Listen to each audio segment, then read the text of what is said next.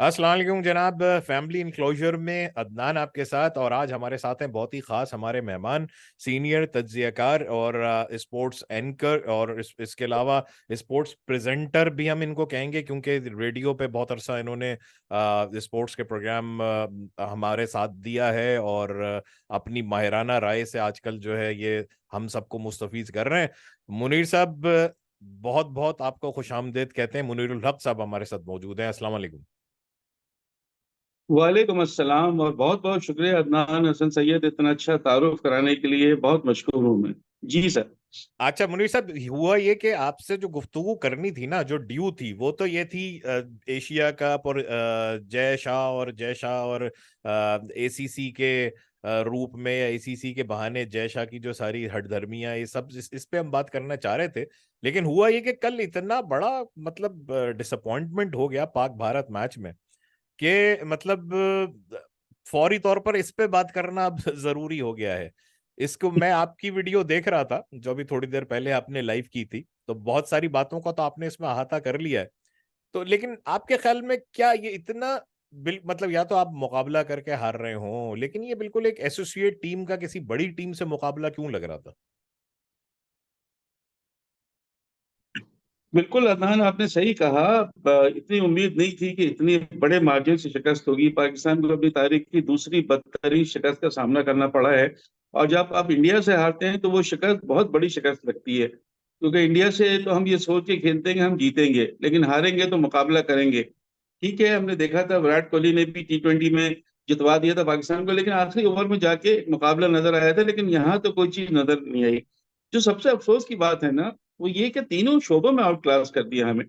जब हमारे बॉलर, जो हम कहते हैं कि हमारी पेस बैटरी सबसे मजबूत है, जब वो बैटिंग बॉलिंग कर रहे थे तो उनको चौके छक्के लग रहे थे। जब आप बैटिंग के लिए आए तो उनके बॉलर्स आपके सामने ऐसे थे कि अनप्लेएबल। कोई भी उनका बॉलर देख लें आप, पाकिस्तानी जो बैट्समैन थे उनके कदम लड़खड़ा रहे थे। कोई सेट नहीं हुआ, कोई पार्टनरशिप नहीं बनी। इतना प्रेशर पहली गेंद से सबने लिया हुआ था, लगता है कि साइकोलॉजिकली वो शायद ये हार गए थे। साइकोलॉजिकली नफसियाती जंग जो है वो पहले ही हार गए थे। तो इतनी बदतरीन शिकस्त के बाद कोई ऐसी चीज है नहीं अदनान कि जिसमें पाकिस्तान की कोई भी इसमें तारीफ की जाए, सिवाय इसके कि इंडिया बहुत अच्छा खेली, चढ़ के खेली, हम बहुत ज्यादा दब के खेले। और इसने हमें अब एशिया कप में ऐसे मकाम पर ला खड़ा किया है कि अब हमारी फाइनल तक रसाई बहुत मुश्किल हो गई है। जी, और खुसूसन अगर आज श्रीलंका हरा देता है भारत को, तब तो फिर बिल्कुल हम एक ऐसे उस पर खड़े हो जाएंगे आके, जहां से तकरीबन नामुमकिन होगा श्रीलंका को हरा के भी बिल्कुल बड़े सही है। मार्जिन से। हाँ। अच्छा, बिल्कुल एक सही चीज है। कह रहे हैं, फिर इतना बड़ा मार्जिन होगा कि बहुत मुश्किल होगा वहां तक पहुंचना।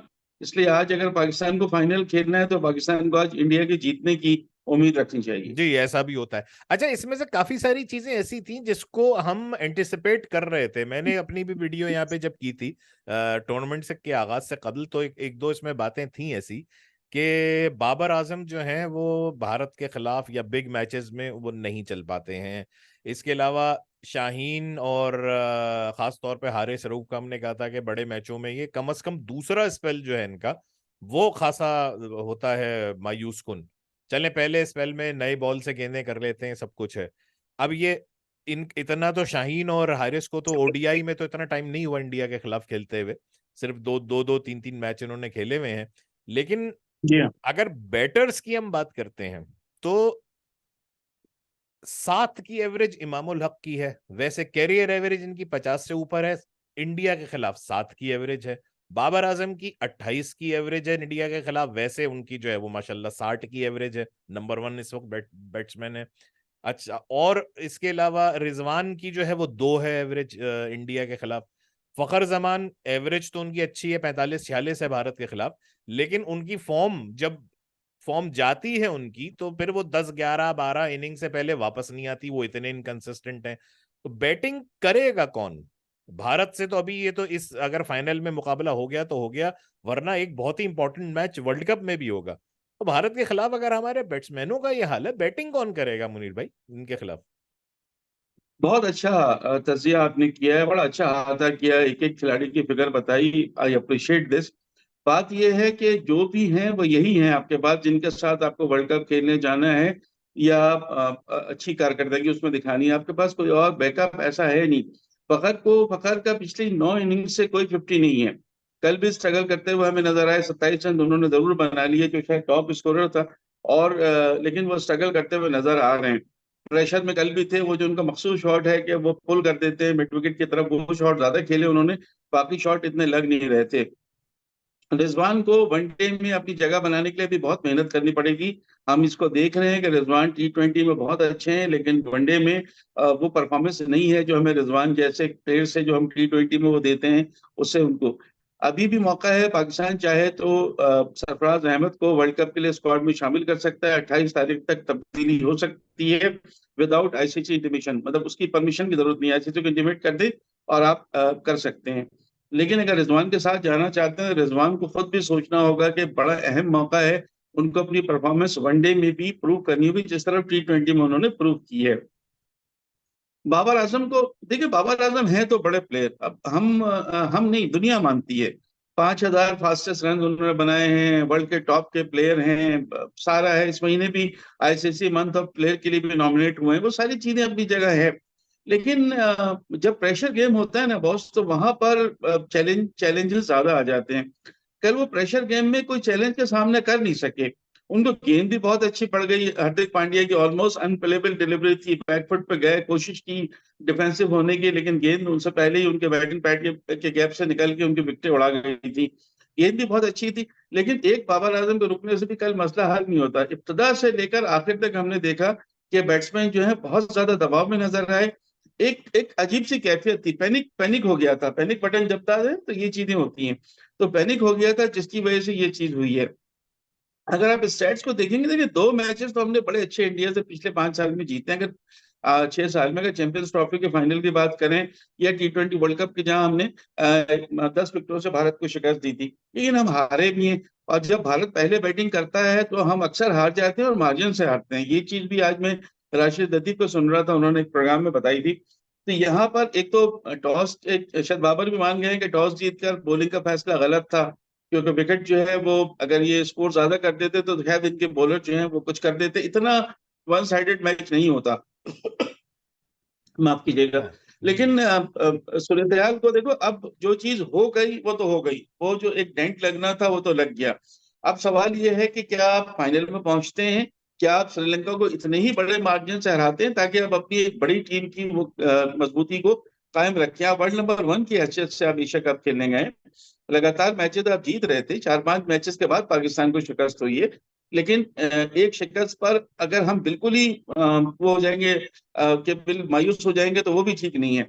लेकिन हाँ, परेशानी अब शुरू हो गई है। देखिए हारिस रऊफ मुझे नहीं लगता कि एशिया कप में अब बॉलिंग कर सकेंगे, क्योंकि जमान खान और शाहनवाज धानी को रिकॉल किया जा रहा है कि नसीम आ शाह जाए भी नहीं आप, कर और सकेंगे। कॉल किया जा रहा है जी। नसीम शाह भी नहीं कर सकेंगे गालिबन, जब भी दो बैकअप नसीम बॉलर्स शाह को बुलाए। शायद कोई एक आध फाइनल हो तो मौका मिल जाए, लेकिन हारिस रऊफ का तो बिल्कुल ही नहीं लग रहा। और देखिए, आप उसी सूरत में रिप्लेसमेंट ला सकते हैं जब आप एटलीस्ट 7 डेज तक वो प्लेयर कोई मैच नहीं खेलेगा।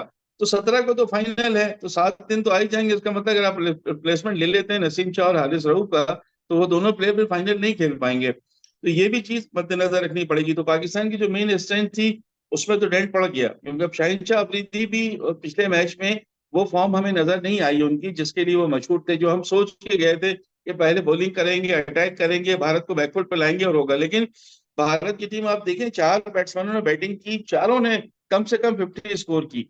पहली विकेट की पार्टनरशिप देख लें और थर्ड विकेट की तो रिकॉर्ड पार्टनरशिप, इतनी बड़ी पार्टनरशिप तो आज तक बनी नहीं। 233 रन की सिर्फ 194 बॉल्स पर। फिर तने तना विराट कोहली भी रिकॉर्ड पे रिकॉर्ड बनाए चले जा रहे हैं। उनको बुमराह ने बड़ी अच्छी बॉलिंग कर दी। कल हमने देखा कि सिराज भी पेस से कर रहे थे गेंदें, उनको खेलने में मुश्किल हो रहा था। इवन शार्दुल ठाकुर की स्विंग नहीं कर खेल पा रहे थे। हार्दिक पांड्या ने तो खैर बहुत ही अच्छी बॉलिंग की। और कल कुलदीप यादव, जिसको मैं काफी दिनों से रमीज राजा को सुन रहा था, वो कुलदीप यादव को ट्रम्प कार्ड करार दे रहे हैं एक तरह से, इतना ज्यादा उनसे मुतासिर है। और कल कुलदीप यादव ने वो दिखा दिया, 5 विकेटें ले गए वो 25 रन देकर। अपने स्ट्रेट रनअप से बॉलिंग करते हैं बड़े सुकून के साथ। और उनकी गेंद ऐसी थी, उनका आपको पता है कैच भी ड्रॉप हुआ था जो रोहित शर्मा ने छोड़ दिया था। तो कुलदीप यादव जो है वो मुझे लग रहा है, हालांकि उसी उसी ट्रैक पर हमारे शादाब नहीं चल पा रहे थे। शायद नवाज होते तो वो भी इतना इंप्रेसिव नहीं होते, वो लेफ्ट आर्म स्पिनर हैं, या तो उनको खिलाया जाता। तो उनकी बॉलिंग का इशू भी खत्म हो गया है। भारत के पास जो बैट्समैन आउट ऑफ फॉर्म थे या प्रेशर में थे, वो कल वो प्रेशर भी खत्म हो गया है। क्योंकि शुभमन गिल ने 50 कर दी, रोहित शर्मा कप्तान ने 50 कर दी, दोनों का एतमाद बहाल हो गया है। उसके बाद सेंचुरियां बना दी। 5 महीने की इंजरी के बाद आए केएल राहुल, और जी। क्या जबरदस्त फ्लॉलेस बैटिंग की है, जितनी तारीफ करें कम है। देखिए कोहली तो बड़े प्लेयर हैं, तो हम सब मानते हैं, लेकिन जिस तरह से कल बैटिंग की है केएल राहुल ने, और छठी सेंचुरी भी बना ली और अपने आप को बिल्कुल पक्का कर दिया है कि अब वो है। श्रेयस अय्यर जो है वो उनका बैक स्पैज्म हुआ था, आई डोंट नो कि आज का मैच वो खेलेंगे या नहीं। लेकिन भारत की टीम ना बैटिंग में कमी लग रही, ना बॉलिंग में कमी लग रही है, फील्डिंग भी उनकी पहले से बेहतर नजर आ रही है। तो all in all it's a perfect side Bharat की टीम लग रही है। और सिर्फ एक मैच के बाद, एक मैच पहले तक भारत कहीं नहीं था, हम हर जगह नजर आ रहे थे। इस एक मैच ने भारत को बिल्कुल ऊपर कर दिया और हम बिल्कुल नीचे चले गए। अच्छा, श्रेयस अय्यर तो खैर आज नहीं खेल रहे, उनका तो आ गया है कि उनको रेस्ट दिया जाएगा। अब इतने सारे इश्यूज हैं कि पता नहीं एक वीडियो में हम समेट पाए कि नहीं समेट पाए। ये तय हो गया, बाबर आजम को डिफरेंशिएट हम जिंदगी भर करते रहे, शायद जावेद मियांदाद से या ऐसे अजीम खिलाड़ियों से कि जो नतीजा खेज बैट्समैन थे, जो अहद साज ऐसे ही नहीं हो गए बड़े मैच जीत के हुए। चले, बैटिंग का तो ये हो गया कि एक साथ सारे बैट्समैन जो हैं वो आउट ऑफ फॉर्म हो सकते हैं या उस दिन फेल हो सकते हैं। बॉलिंग में हमने ये तय कर लिया कि बॉलर्स हमारे, मुझे नहीं मालूम, हम मुझ समेत सब पाकिस्तान के पेस अटैक को बेहतरीन करार दे रहे हैं, लेकिन शायद वो फिटनेस ही नहीं है कि जो 10 ओवर मुस्तकिल, अगर आप पूरा टूर्नामेंट 9 मैचेस अगर आप खेलने हैं आपने, तो या तो रोटेशन हो बहुत ही सख्त किस्म का कि कोई बॉलर जो है वहां पे वो 5 मैच से या 4 मैच से ज्यादा ना खेले, वरना तो मुनीर भाई मुझे फिटनेस नजर नहीं आ रही पाकिस्तानी बॉलर्स की। वहां पे बॉलिंग भी कौन करेगा? फास्ट बॉलिंग में आप बहुत बुरी तरह से स्ट्रगल करेंगे अगर आपके पास सिर्फ 4 ओवर करने वाले लोग रह गए हैं, जिनको शौक भी बहुत है, फिर लीग्स में भी खेलते हैं। ये कैसे पॉसिबल है कि आप जब इस फिटनेस पे इन बॉलर्स को वर्ल्ड कप के साल में लीग्स खेलने के भी एनओसी दे रहे थे? भारत तो अपने बॉलर सारे खिलाड़ियों को प्रोटेक्ट करता है। तो चले, बॉलर्स का भी ये हो गया, इसमें सवाल तो कोई बनता ही नहीं है। लेकिन स्पिन डिपार्टमेंट आपने खुद अभी जिक्र किया, शादाब क्या वनडे इंटरनेशनल के या 50 ओवर के बॉलर हैं? और अगर नहीं है तो इस वक्त किसमें पोटेंशियल है कि वो एक विकेट टेकिंग और मैच विनिंग स्पिनर का किरदार अदा कर सकता है पाकिस्तान की प्लेइंग 11 में? बात यह है अदनान के, आपको अगर प्लेइंग 11 बनानी थी कल के मैच से पहले, अगर हम बात करें तो शादाब तो प्लेइंग 11 का हिस्सा बनते, उनके बगैर तो टीम नहीं बन रही थी, जी क्योंकि जी, एक ही सॉरी स्पिनर्स हैं सॉरी, जो आपको कितने कट कर अरसे रहा से। हूँ। जी जी, मैं कट कर रहा हूँ। सवाल यही है कि ये फिर मतलब शादाब जो है ये मुस्तकिल अपनी जगह क्यों कायम रखे हुए होते हैं, जबकि इनका रिकॉर्ड खासतौर पे अच्छी टीमों के खिलाफ अच्छा नहीं है? जो अगर टीयर वाइज भी मैं देख रहा था कल एक नहीं, कंपैरिजन, कमजोर टीमों के खिलाफ इनकी एवरेज 24 है, और जो जरा तगड़ी टीम है उनके खिलाफ 70 एवरेज है इनकी। बॉलिंग एवरेज की बात हो रही है ये। आपने बिल्कुल बिल्कुल आपने सही कहा। ज्यादातर विकेटें या ज्यादातर इनकी परफॉर्मेंस जो है वो छोटी टीमों के खिलाफ रही है, जहां बड़ी टीमें आती हैं या जहां फॉरेन कंट्री आती है वहां पर इनकी। लेकिन अभी आपके पास पोटेंशियल, इतना एक्सपीरियंस बॉलर कोई दूसरा है नहीं। आप अगर उसामा मीर को रिप्लेस कर सकते हो, वो राइट आर्म लेग स्पिनर है आपके पास स्क्वाड में, आप उनको खिला दें। लेकिन क्या आप इतने बड़े मैच में रिस्क लेंगे या नहीं लेंगे? कल का मैच भी, जो पाकिस्तान का मैच है अगला श्रीलंका से, वो भी डू और डाई मैच होगा, इसलिए कि पाकिस्तान को हर सूरत में मैच जीतना होगा। अगर आज श्रीलंका हार भी जाती है तो श्रीलंका पाकिस्तान में से जो जीतेगा वो मैच वो पहुंचेगा फाइनल में। तो पाकिस्तान के लिए सोचना होगा कि क्या आप उनको हटा देते हैं, या आप नवाज के साथ जाते हैं, या आप उसामा मीर के साथ जाते हैं, ये सोचना है।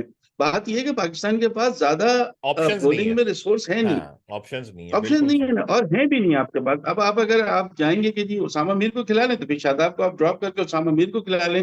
अगर ये मैच ऐसा होता कि जिसमें आपको लगता है कि जी अब ये मैच इतना इंपॉर्टेंट नहीं है, हम फाइनल के लिए क्वालिफाई कर गए, तो आप तमाम बेंच स्टैंड पे बैठे हुए अब्दुल्ला शफी को खिला दें, सऊद शकील को खिला दें, असद वसीम जूनियर को भी खिला, सबको खिला सकते थे। मगर कल का मैच हारने के बाद आपकी पोजीशन ये है कि आपका -1.9 के करीब, -1.9 का मतलब है -2 के करीब नेट रन रेट हो गया है, और उनका +4.5 इंडिया का, और श्रीलंका की प्लस में नेट रन रेट है।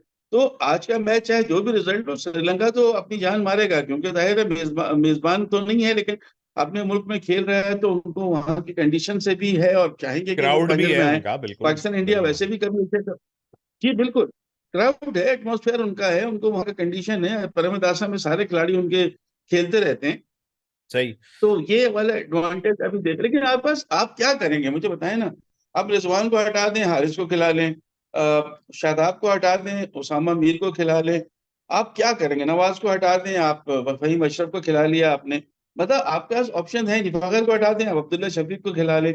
ऑप्शंस आपके पास बहुत लिमिटेड हैं। अब ये सही। आपको सोचना होगा कि डू और डाई मैच में विद एक्सपीरियंस जाएंगे या नए लड़कों को ट्राई करेंगे, ये आपको ठीक है। सोचना है। अच्छा, अब एक आखिरी, सिर्फ आज के लिए आखिरी टॉपिक, बड़ा मतलब वाइटल टॉपिक है ये, ऑप्शंस का हम जिक्र कर रहे हैं। तो बाज औक़ात ये तो वो ऑप्शंस हैं जब आप 15-16 के स्क्वाड में देख रहे होते हैं ना कि ऑप्शंस आपके पास कम है। अक्सर ऐसा होता है कि जो आपके 11 फील्ड पे होते हैं, आपको उन ऑप्शंस में से भी उनका बेहतर इस्तेमाल करना होता है। बात फिर आ जाती है बाबर आजम की कैप्टेंसी अंडर प्रेशर पे, क्योंकि एक कैप्टेंसी तो वो है जो अप फ्रंट आपको आपके फास्ट बॉलर्स जो हैं उन्होंने 5 ओवर का पावर, 4 ओवर का पावर प्ले हो, 6 ओवर का या 10 ओवर का, उसमें 4-5 विकेटें गिरा दी, तो उसमें कप्तान का क्या कमाल है? वो तो जाहिर है इस वक्त बॉलर जो है वो अपने फुल रिदम में है, फुल मतलब वो कर रहा है। जब बॉलर्स आपके विकेटें नहीं ले रहे और मार खा रहे हैं, 7 पोटेंशियल बॉलर्स के साथ आप खेल रहे हैं, आपके धड़ाधड़ फास्ट बॉलर्स अनफिट भी हो रहे हैं, उसके बावजूद वो एक या दो रिसोर्स हर मैच में अपनी अनटैप्ड और अनयूज्ड छोड़ देते हैं। ये बहुत पुरानी आदत है उनकी, T20 में भी, ओडीआई में भी, परहैप्स टेस्ट क्रिकेट में भी। अगर इफ्तिखार को आपने फिलर के तौर पर किया हुआ था कल, इफ्तिखार कामयाब नहीं हो रहे थे, कोई उस वक्त मतलब उनकी बॉलिंग में कोई लेफ्ट हैंडर नहीं है, कोई सामने कुछ है, सलमान अली आगा खेल रहे हैं आपके पास, आप उनको क्यों नहीं ट्राई कर रहे हैं? परहैप्स मतलब अगर लेफ्ट आर्म स्पिन आपके फखर जमान के शक्ल में आपके पास मौजूद है, ये आउट ऑफ द बॉक्स इनका सोचना जो है ये कब आएगा? ये बात मेरी समझ में नहीं आ रही। और फहीम अशरफ जैसे खिलाड़ी जिनकी 10 की जो है बैटिंग एवरेज है और मेरे ख्याल है पता नहीं को 50 की उनकी बॉलिंग एवरेज है, इन पे इन्हिसार करना, वसीम जूनियर पे ना करना सिर्फ इसलिए कि अच्छा ये बैटिंग कर सकते हैं, या शादाब खान पे इन्हिसार करना कि ये सिर्फ बैटिंग कर सकते हैं अच्छी और बॉलिंग भी कर लेंगे। मतलब ओवरऑल बाबर की कैप्टेंसी, सिलेक्शन और फिर खिलाड़ियों का इस्तेमाल प्लेइंग 11 में, इस पे क्या कहेंगे आप? देखिए अदनान, बात यह है कि जब टीम जीतती है तो कप्तानी की भी बहुत सारी चीजें छुप जाती हैं। जब टीम जीतती है तो कमजोरियां छुप जाती हैं, तो कप्तानी कमजोरी। जब आप इस तरह के मैचेस हारते हैं ना, ये 3 में से 2 मैच में हमने देखा है कि बाबर की कप्तानी क्वेश्चन मार्क हो गई है। आपने बिल्कुल सही कहा कि बॉलर्स को यूटिलाइज नहीं करना। जिस वक्त बॉलर्स की पिटाई हो रही है उस वक्त उनके भी समझ में नहीं आ रहा था कि क्या करें। देखिए असल कप्तान वही होता है जो प्रेशर सिचुएशन में हैंडल करे टीम को। अब अच्छे में तो सभी कर लेंगे कि भाई आपके बॉलर अच्छा कर रहे हैं तो आप भी करेंगे, लेकिन वहां जहां पर आपके मेन बॉलर्स की पिटाई हो रही है, किसको कहाँ लाना है, किस वक्त यूज करना है, इसमें बिल्कुल वो लैग कर रहे हैं। और शायद वो कैप्टेंसी की वो सलाहियत अभी उनमें नहीं है। हो सकता है बतदरीज आ जाए, लेकिन ये जरूर है कि शायद कप्तानों में अभी उनका वो नंबर नहीं है। जो जाहिर है बैटिंग में तो उनका नंबर 1 है तो है, या नंबर 2 है तो है, लेकिन कप्तानी में अभी उनको बहुत कुछ करने की जरूरत है। मैं बिल्कुल आपकी बात से 100% अग्री करता हूँ। ये जितने भी आपने पॉइंट उठाए ये सब बिल्कुल सही थे। सलमान अली आगा भी ऑफ स्पिनर है, इफ्तिखार भी ऑफ स्पिनर। आपने इफ्तिखार के 5 ओवर करा दिए जो हारिस रऊफ के थे, वो आपने ले लिया उनसे। बाद में नसीम शाह गए तो वो भी 4 गेंदें आपने करा ली, लेकिन सलमान अली आगा को बीच में आपको लाना चाहिए था, क्योंकि जो नॉन रेगुलर बॉलर होता है ना वो पार्टनरशिप तोड़ देता है। हमने अक्सर देखा है जब आपके मेन बॉलर्स नहीं करते हैं तो नॉन रेगुलर बॉलर आते हैं और वो पार्टनरशिप तोड़ देते हैं। माजी में हमने मुदस्सिर नजर में ये खासियत देखी थी कि उनको लेके आते थे और वो पार्टनरशिप तोड़ देते थे। तो सलमान अली आगा को ट्राई करना चाहिए था। और असल में बात यह है कि फखर जमान से तो बहुत अरसे से बॉलिंग ऑप्शन यूज ही नहीं किया जा रहा है ना। हालांकि ऐसे मौके पर कहीं भी 1-2 ओवर उनसे करवाए जा सकते हैं कि खुद भी जहां तो पे करते आपके हैं पास लेफ्ट बाबर, आर्म स्पिनर नहीं है। लेकिन बाबर पीएसएल हाँ, जब खेलते वो हैं भी तो कर देते हैं, जान लगा देते लेकिन हैं वो। बात यह है कि इतने प्रेशर गेम में तो मेरा ख्याल है उन्होंने नहीं समझा होगा कि वो खुद आए और कहीं लंबे छक्के पड़ गए 2-4 तो वो भी एक पॉइंट बन जाएगा। लेकिन जो आपके पास बॉलर्स हैं, देखिए 2 पार्ट टाइमर तो आपके पास थे ना, इफ्तिखार और सलमान अली आगा। सलमान अली आगा को मेनली जो फेवर किया जाता है शौक शकील पे, उनकी ऑफ स्पिन बॉलिंग की वजह से किया जाता है कि ज्यादा। हालांकि शौक शकील भी लेफ्ट आर्म बॉलिंग कर लेते हैं, लेकिन जाहिर है सलमान अली आगा ज्यादा बेहतर बॉलर माने जाते हैं, बैट्समैन भी अच्छे हैं, तो इसलिए उनको प्रेफर किया जा रहा है। अब ये सारी बातें अपनी जगह, लेकिन अभी वर्ल्ड कप के लिए कोई टीम तब्दील नहीं हो रही है। यही 17 में से कोई 2 हटेंगे और 15 की टीम चली जाएगी। एक आध शायद कोई इंक्लूजन हो जाए, अगर टीम हार जाए यहाँ पर हम नहीं पहुंच पाए फाइनल में, तो कुछ एक आध 2 चेंज हो जाए, हाँ, लेकिन ज्यादातर प्लेयर यही हैं। यही होंगे। अच्छा, इसमें इन्हीं के अब, साथ आपको हाँ, वर्ल्ड कप खेलने जाना है। आपने कहा कि दो पार्ट टाइम बॉलर्स खेल रहे थे, सलमान अली आगा और इफ्तिखार की शक्ल में। इफेक्टिवली देखें तो मेरे ख्याल है चार पार्ट टाइमर्स खेल रहे थे, क्योंकि फहीम अशरफ जो हैं वो बैट्समैन भी पार्ट टाइम है और बॉलर भी पार्ट टाइम है। इसी तरह शादाब खान, अगर आप उनको बैटिंग की प्रोफिशिएंसी की वजह से अगर आप उनको रखते हैं टीम में, तो बॉलिंग फॉर्म उनकी ऐसी नहीं है कि वो बॉल, तो वो भी मतलब उसमें पार्ट टाइमर है। सवाल मैं खुसूसन मैं फहीम अशरफ के मुतालिक करना चाहूंगा कि फहीम अशरफ, ये आखिरी सवाल है मेरा आज का, फहीम अशरफ हमारे 6 साल में मैच विनर नहीं बन सके, तो अब कौन सी उनसे ऐसी उम्मीद वाबस्ता है कि अचानक कहीं वो निकल के अपने अंदर से कोई वो बेन स्टोक्स, जो मीम्स बनती रहती हैं, वो बेन स्टोक्स निकाल लेंगे, हमें कोई बड़ा मैच, कोई टाइटल जितवा देंगे, किसी मुश्किल जगह से हमें वो बेल आउट कर लेंगे। क्या ऐसी वजह है उनकी, मां सिवाय इसके कि उन्होंने एक सियासी सिफारिश लगाई है और शायद ये कि बाबर से उनकी दोस्ती है? मेरा ख्याल है जो पहली वाली बात है ना आपकी, उसमें कुछ वजन है कि कुछ लोगों का मुमकिन तौर पर कहना है कि कोई टेलीफोन आया था जिसके बाद इनको शामिल किया गया है। जराए बताते हैं, हम इसकी तस्दीक नहीं कर सकते, क्योंकि फहीम अशरफ का अदनान ये है कि वो दूर दूर तक कहीं नहीं थे। वो पाकिस्तानी जी। टीम के रडार में भी नहीं थे, बहुत अरसे से टीम के साथ नहीं थे। इनसे तो बेहतर होता कि आमिर जमाल के पोटेंशियल को यूज किया जाता, उनको टीम के साथ रखा जाता तो ज्यादा बेहतर होता। आपको यंगस्टर भी मिलता और वो भी मिलता। तो फहीम अशरफ का जो 17-18 में नाम देख के ही सबकी आईब्रोज हो गए थे ऊपर के, भाई ये क्या, ये कहाँ से आ गए।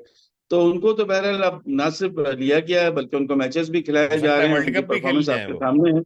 वो वर्ल्ड कप भी खेल हाँ, जाएंगे। अब ये देखिए, अच्छा। मुझे यही लगता है, तो मुझे लगता है कि वसीम जूनियर को ना बाहर कर दें और हारिस उनको सऊद शकील को बाहर कर दें और बाकी ये 15 रुकनी यही रहे। मेरे तो ख्याल कुछ नहीं पता में है अभी। ऑन ऑन सरफेस अगर आप देखें तो वसीम जूनियर हो या इवन जमान खान हो, हसनैन हो, इतने रन तो 10 12 15 रन तो ये सब बना लेते हैं। तो अगर इनको सिर्फ बैटिंग की वजह से रखा जाता है तो इनसे माजरत की जाती है। अदरवाइज बॉलिंग एक्यूरेसी में वसीम जूनियर और जमान खान इनसे बहुत आगे हैं।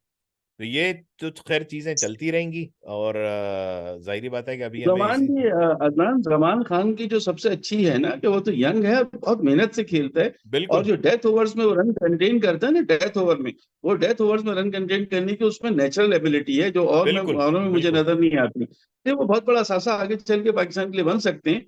लेकिन T20 में चूंकि ज्यादा फॉर्मेट T20 खेले, इसलिए थोड़ा सा उनको शायद इग्नोर किया गया। लेकिन अब बहरहाल उनको दोबारा कॉल किया गया है, आए खेलें तो अच्छी चीजें नजर आएंगी।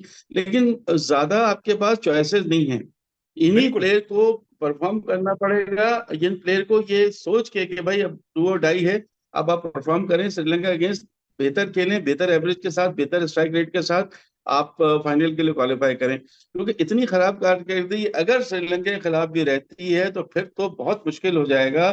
जो हम देखने वाले, पसंद करने वाले क्रिकेट के जो करोड़ों लोग हैं, वो सब बुरी तरह डिसअपॉइंट हो जाएंगे। एक शिकस्त नहीं आपको कर दिया है, लेकिन अगर श्रीलंका भी आपको टफ टाइम दे जाती है और नेट रन रेट पर आपसे आगे निकल जाती है, कुछ होता है, तो भाई फिर उस पर तो कोई भी वो नहीं रहेगा आपके पास। तो इसलिए बिल्कुल सही। इन्हीं खिलाड़ियों पर आपको बिल्कुल सही। हमें हमें भी करना पड़ेगा। हमारे पास कोई हल नहीं है। हम ठीक है, बिल्कुल तनकीद बिल्कुल। अपनी जगह करें, तनकीद करना हमारा हक है। जब खराब खेल रहे हैं, इतनी बदतरीन शिकस्त, 228 रन की शिकस्त यार, तो हक तो बनता है, बिल्कुल करना चाहिए। लेकिन साथ साथ ये कि यही हमारे पास अभी रिसोर्स है, इन्हीं को बैठना चाहिए, मैनेजमेंट को इनको कॉन्फिडेंस देना चाहिए। मिकी आर्थर भी बैठे, सारे लोग बैठे साथ, बाबर आजम भी हो, मौनी मॉर्कल भी हो, कॉन्फिडेंस दें। डिफरेंट अगर कर दिया तो बहुत अच्छा है, नहीं तो भाई फिर माशाल्लाह, फिर तो और कुछ नहीं कह सकते। चले मेरे भाई, ये तो हमने आज की वीडियो जो है पूरी ये ऑन द फील्ड कारकर्दगी के ऊपर हमने निकाल दी। अब जो ऑफ द फील्ड डिप्लोमेसी है उस पर अगली दफा हम बात करेंगे जब एशिया कप खत्म हो जाएगा, क्योंकि बहुत कुछ वहां पे भी ऐसा है कि जो जिसके बारे में सोचने समझने की हमें जरूरत है। बहुत बहुत शुक्रिया, आपने टाइम निकाला आपका भी शुक्र। और थैंक यू। इतनी अहम पॉइंट्स हमारे साथ शेयर किए। तो जनाब, ये आज की वीडियो थी। इस वीडियो को लाइक कीजिए, शेयर कीजिए और चैनल को सब्सक्राइब करके आप कमेंट जरूर करें और बेल आइकन दबा दें। मुनीर भाई, अल्लाह हाफिज, बहुत बहुत शुक्रिया एक दफा फिर। Thank you. Thank you.